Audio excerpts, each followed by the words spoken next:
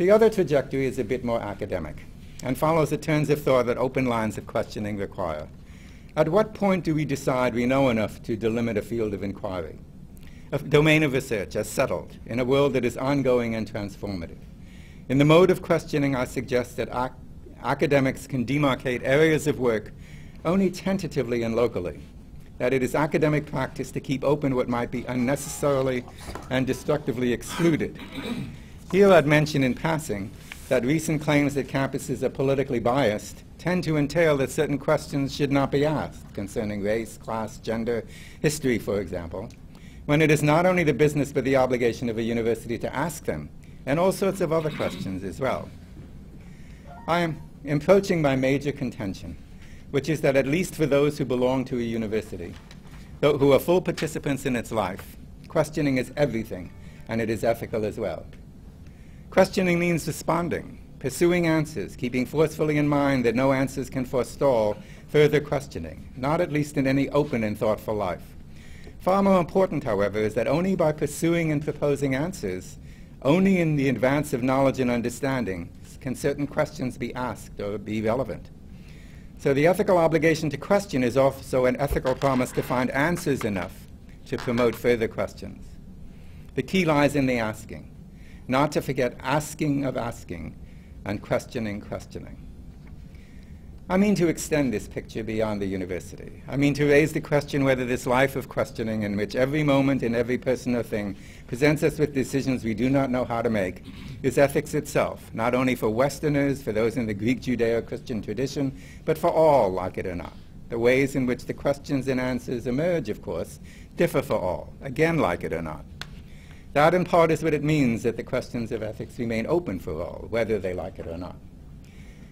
The ethics I would ask us to live with, at least to think about living with, is infinite, by which I mean that it can neither be fully known nor contained.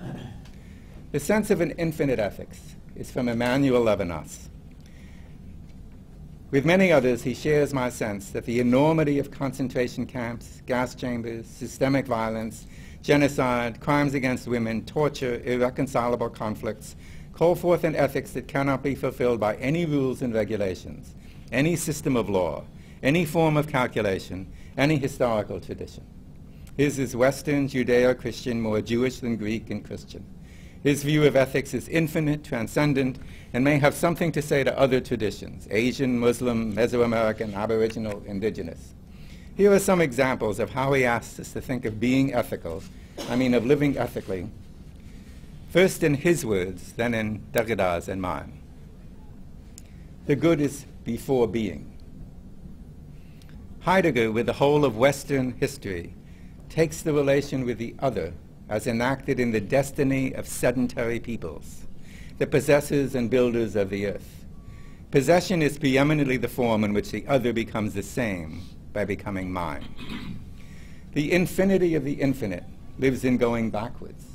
The debt increases in the measures it is paid. The more I answer, the more I am responsible. The more I approach the neighbor, the further away I am. I would summarize these as follows.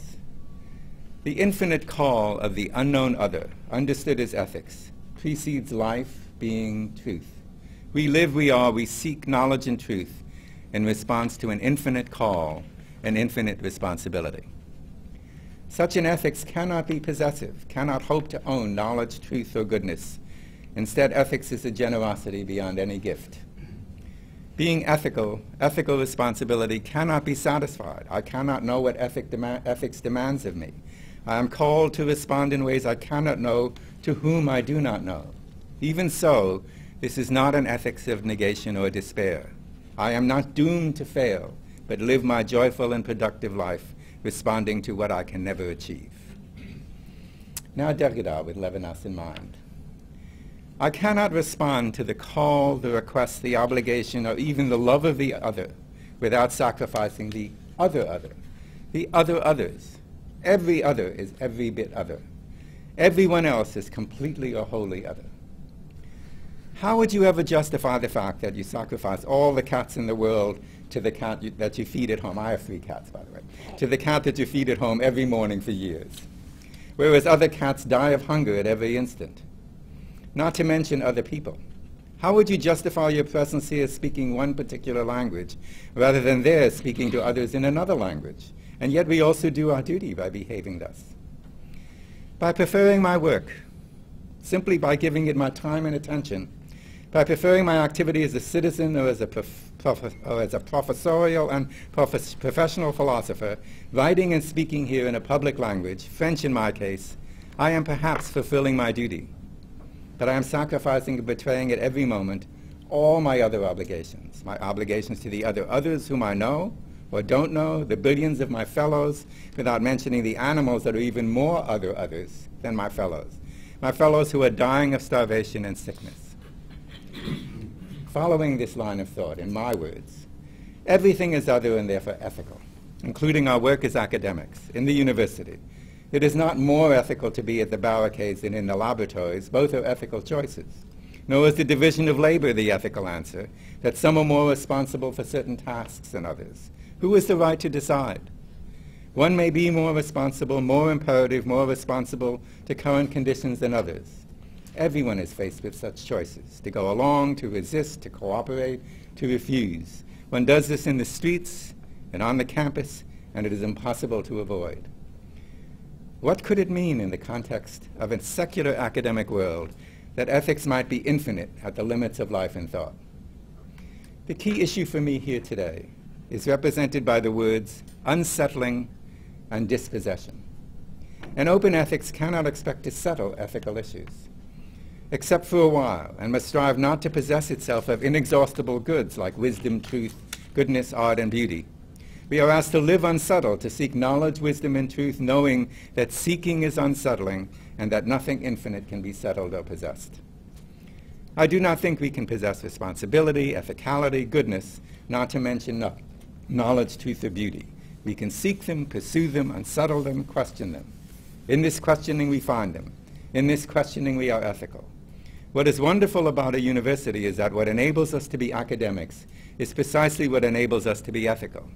Even so, of course, we can betray it, and many of us do. One of the recurrent betrayals that haunt those who do their work in a university, giving it the name of ivory tower, is that it is possible to engage in endless questioning in the name of ethics while disengaged from ethical urgency. Academics may choose to avoid social engagements and critical decisions. They are, of course, responsible for these, along with endless other responsibilities, but they may choose their work instead. Such a choice can be right, but it can be ethical only when it is chosen. I cannot claim that what I do not know or do not choose to do does not concern me. I would return in conclusion to the infinite weight some may feel at the call of an infinite ethics.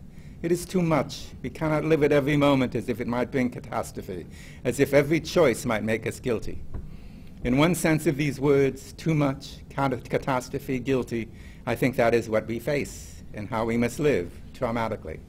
We all make mistakes that we are ashamed of. However, the other side of infinity is also known to us, not how we fail, but what we produce. To answer to the infinite call of infinite responsibilities is a wonderful achievement, full of joy as well as sorrow. We act, we make, we think, we build, all beyond the limits of rules and regulations. Human beings accomplish amazing things, sometimes living and working in a university.